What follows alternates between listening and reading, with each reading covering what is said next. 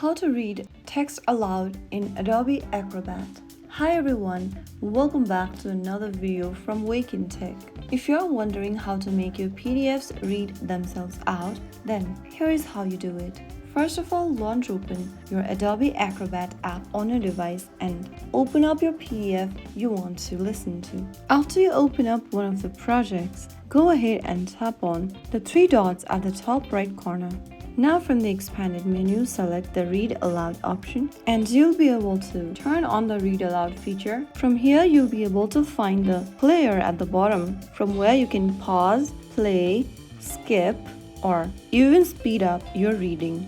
Use the features from the bottom of the screen for your convenience. There you can easily change your speed, pause and play your reading, and that's it. You can also choose the voices you want for the reading as well from the same menu. So that's how you easily turn any PDF into an audio experience using Adobe Acrobat. Give it a try on your next document.